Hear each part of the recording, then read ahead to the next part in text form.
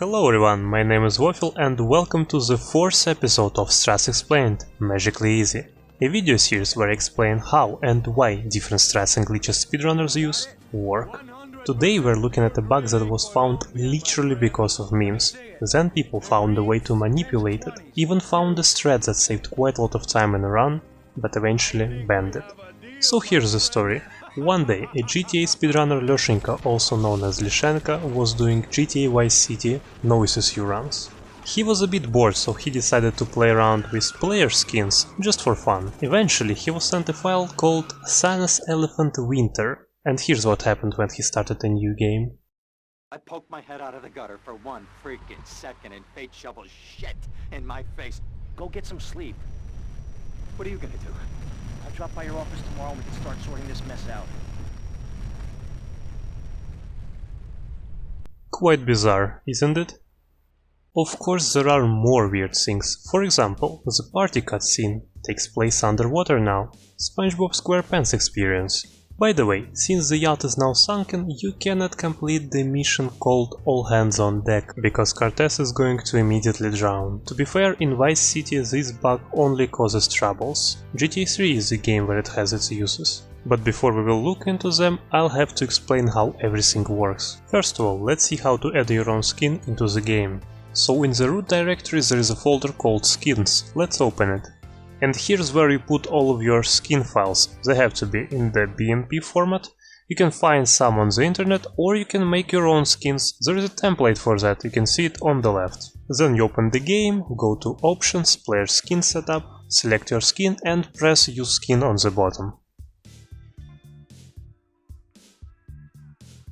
Alright, where is the problem? This time we have two routes to choose from. The first one, we know that the skin broke stuff, but we don't know how exactly. The file contents, the file name, what was it? Second, we know that the planes break, the path that they take to be exact. This one is easier, because we know where to look at least. These files are also located in the game directory and you can find them at data paths. I selected those that are actually text files, so we can look at them. In GTA Vice City it is exactly the same, except for the file names. Okay, so here's flight4.dat. The other files have the exact same structure, so we're not gonna look at them. What do we have here? A lot of numbers, but what do they mean? It's not that hard to guess that all of these lines represent coordinates. Look, that's X, Y, and Z. Okay, so those are the points, and the plane goes from one point to another, then to the next one, etc. What is 147 then? This is also very easy. That's actually the number of points that are stored in this file. In fact, if I select all of these lines starting from the second one, we'll see that I selected exactly 147 lines. Here's the code, but before we look at the actual function, I have to tell you how to work with strings in C and C++. One way is to treat a string as an array of characters, so each symbol is an element of that array. It can be written like that. First of all, type char, which is short for character, then any name we want, then in square brackets we put the size, let's say 100 for example, and we are actually done. Now we can work with strings. Obviously, if our string is shorter than 100, then it's fine. If it's longer, then it's not fine. Okay. We can assign any value right away. For example, let's say hello. Hello is 5 characters long, and that's shorter than 100. We are fine. You might say, why do I need 100 if our string is only 5 characters long? That's fair, let's change it from 100 to 5. Now we see a red line. Red line means that there is an error. Let's check it out. A value of type const char 6 cannot be used to initialize an entity of type char 5. Okay, so why char 6? Hello is only 5 characters long, right? We don't count quotes obviously. Here's why. So when the program tries to read the string, it goes character by character because that's an array. So 1, 2, 3, 4, 5. But we know that in memory there's definitely something else right after our string. How does our program know that it needs to stop reading characters right here? For that, the program inserts a special character called nullbyte or null terminator. It looks like that, \0. And now, when our program sees that character, it says, oh, okay, now I know that our string is already over, and I don't need to read anywhere further. And this is why hello is actually 6 characters long. You can see that Rockstars themselves use that symbol here, here, and there, and we're gonna talk about it right now. So, class cplane function load pass.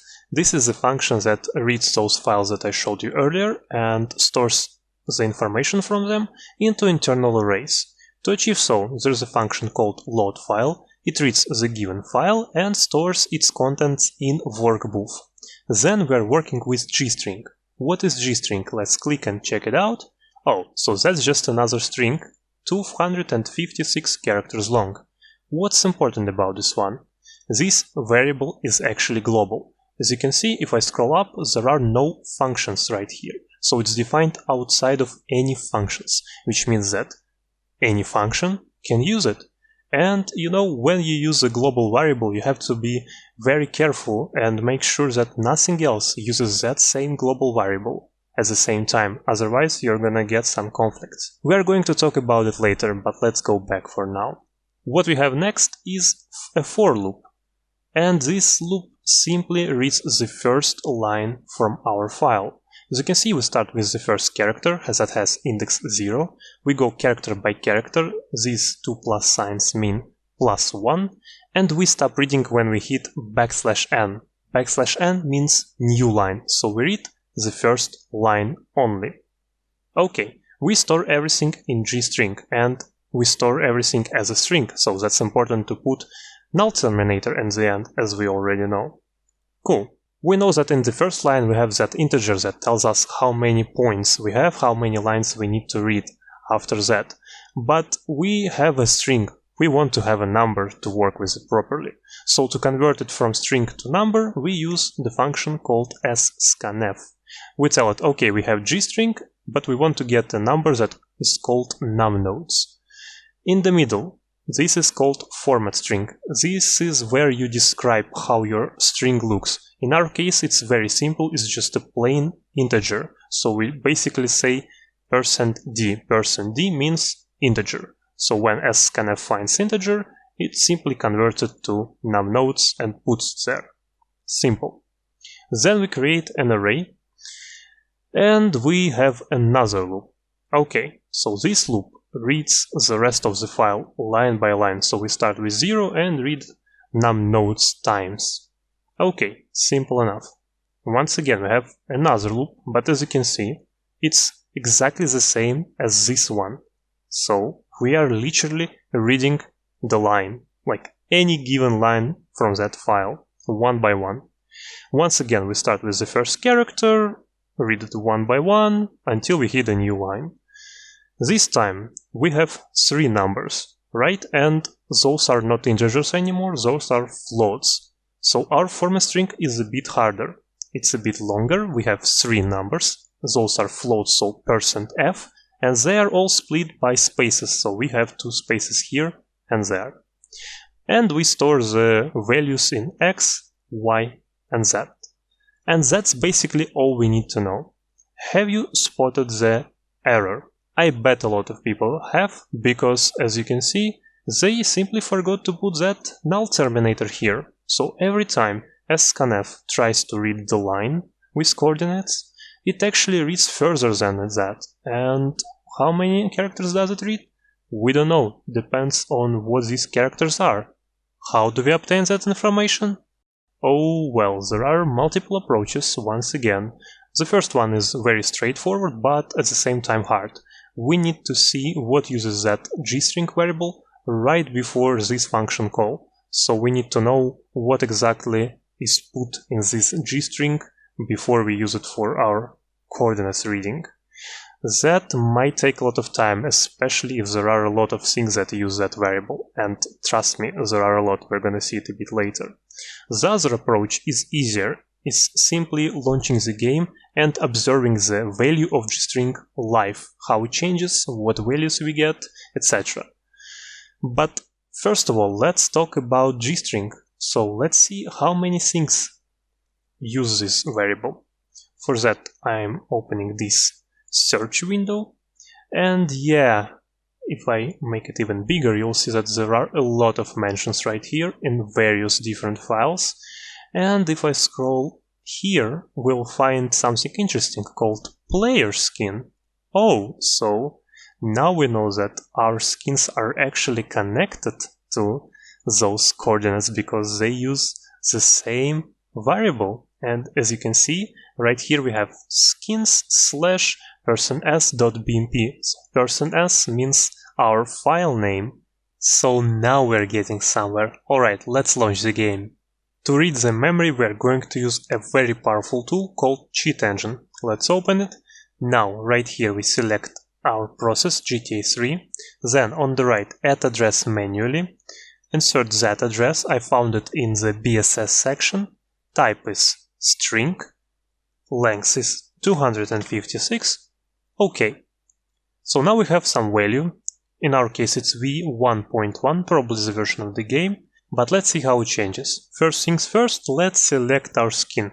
As you can see, the name appears on the left, but the most interesting part happens when we start a new game or load a save. We once again briefly see the skin name, but then we see the last line from the file that I already showed you. Due to the aforementioned programming error, at the end of the line we see the leftovers from the skin name. I should mention that this cheat engine method might have not worked. In this case we would need to come up with something smarter, but we got lucky. Okay, let's see what exactly is going wrong. I wrote a little program. Here we have our G-string with the same values that we just saw. We also have same X, Y, and Z. We use scanf to convert the string to these three numbers. And then I added a print, so we can actually see the values that we get. Let's run this program, ignore this little window, and pay attention to this one. If we look at the numbers that we get, we will see that the first two are quite similar to what we actually expected. But the last one is 0 instead of 10. Why is that? The answer is in this scanf function. It is a library function, which means that Rockstar did not implement it. There are a lot of different libraries, and there are a lot of different compilers that use these libraries. And implementation between libraries sometimes vary. For instance, if you compile this same program using a very popular compiler GCC, then you'll actually get 10 instead of 0. But it is known that GTA 3 and GTA Vice City were developed in CodeWarrior. CodeWarrior is an IDE with its own internal compiler. And even though this program is 20 years old and well and truly forgotten, I actually managed to find it so I can show it to you and so we can get the most accurate results there are. What's also very useful is that there are source codes for library functions, and we can actually look at them to see how scanf works.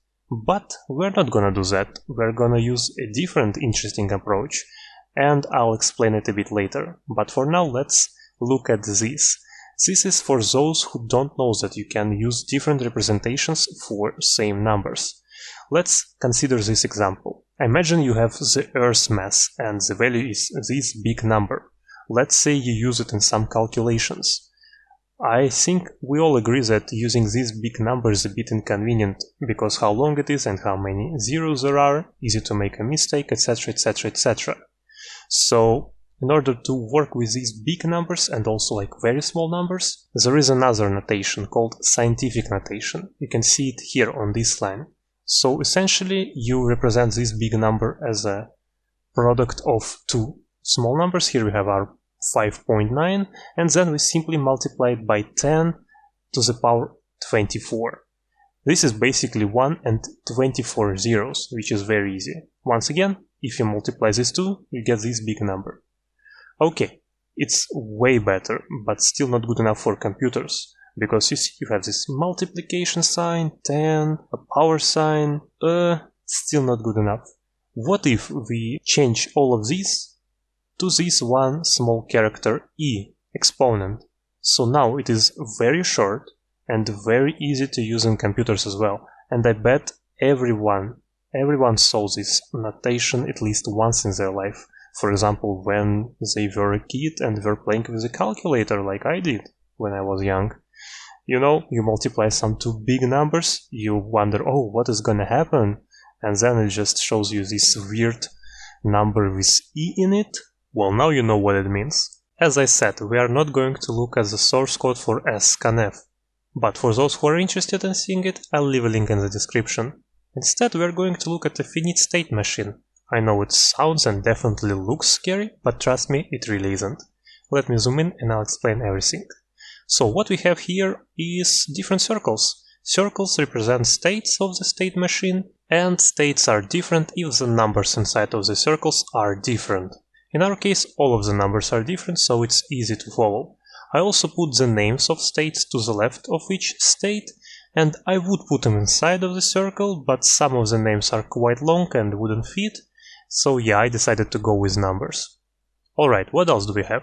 We also have arrows, and each arrow has a condition, like a symbol we are comparing to. So for example, if our first character is space, we use this arrow and go back to state number 1. What is fetch? Fetch is a function that simply reads the next character. Alright, we're not going to look at the whole graph, and moreover, I might have made a mistake somewhere here because, well, it's quite big. But we are going to look at our example, which is 10.26459ER. So let's start. The first character is 1. Is 1 a letter I? No, it isn't. Is 1 a letter N? No, it isn't. Is 1 space? No. Is 1 plus or minus? No. Okay, so in that case we use the else arrow. We use the else arrow only if none of the other arrows can be used. Okay, so we go to state number 4. We still have 1. Is 1 not a digit? Well, 1 is a digit, okay. Is 1 0x? No, it isn't. Is 1 0 anything but x? No, it also isn't. Is 1 dot? No. Okay, so we go using the else arrow again. State number 8. Is 1 a digit? Oh yeah, it is. So we use this arrow and we read the next character. Is 0 a digit? Yes, it is. The next character is dot. Is dot a dot? Yes, it is. Okay, we go here now. The next character is 2. Is 2 a digit? Yes. Is 6 a digit? Yes. Is 4, 5, 9? Yes, all of them are digits. Next is letter E.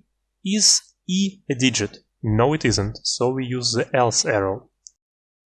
State number 10. Is E E? Yes, it is. Now we have R. Is R plus or minus? No, it isn't. We use else. Is R not a digit? Well, yeah, true.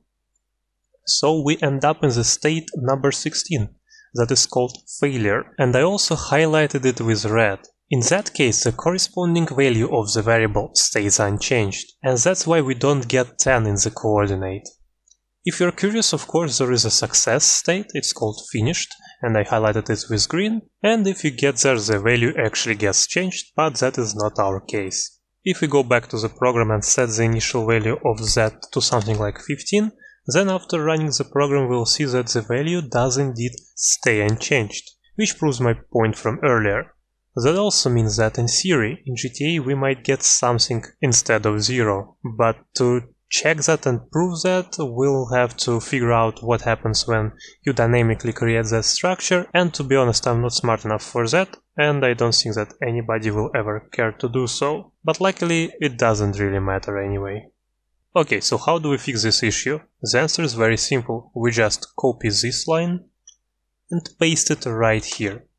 So now we have the null terminator in the end, which means that we are not going to read any further. In the beginning I said that this glitch might be useful in speedruns. In GTA 3 there is a mission called SAM, where you have to destroy the plane, collect the cargo and bring it back to the construction site. The intended method is destroying the plane when it lands, which is obviously very slow. So speedrunners use a very precise shot to destroy the plane at the dam, shortly after it spawns. This is obviously much faster, but you still have to go back to Staunton. And for that speedrunners use Dodo, which still takes some time. It is known that the plane flies above Staunton at some point. Wouldn't it be nice if we could destroy it here? Normally we can't do that because it flies too high up and rockets can't reach it. But now we know how to control the height and we can make it fly 10 times lower. To do so, we make a skin name that consists of valid float characters, for example zeros. Then we make sure that the number of zeros is bigger than the longest line in all of these files. These two conditions guarantee that we affect every single pass point. Of course, don't forget to add exponent and -1 in the end. While you're waiting for the plane to arrive, you have plenty of time to find a fast car. If done right, this strategy alone could save you around 15 seconds, which is a lot because this run is very optimized. Unfortunately, using custom skins was banned. Now, I won't go through the whole reasoning, but I'll leave a link to the post by GTA 3 moderation team if you want to read it. In short, it was considered to be a game directory modification and that is forbidden. One might argue, this is a game feature, so it has to be allowed, right? Well, there is a counter-argument to that in the aforementioned post, so check it out. One more thing that I should mention is that this glitch also affects trains in GTA 3, but since we cannot profit from that, we are not going to look at them. And this is everything I wanted to show you today. As always, I have a challenge for you, this time there is only one, and it goes like this. Remember when we were looking at the g-strings value using cheat engine, the value of z coordinate wasn't the same as we saw in the file. There were some more digits after it. Explain where each of them comes from and you'll get your hard-earned like on the comment. If something is still unclear or you have any questions, leave them in the comment section and I'll try to help you. A poll for the next topic will appear on the community tab on the channel in roughly 3 days from now. Once it goes live, I'll leave a link to it in the pinned comment. Thank you all for watching. If you enjoyed the video, leave a like, and if you don't want to miss the next episode, consider subscribing. Some viewers have reported that they don't get notifications. Maybe you should click that bell icon if that's the case for you. I'm not really sure how YouTube works these days. My name is Vofil, see you the next time.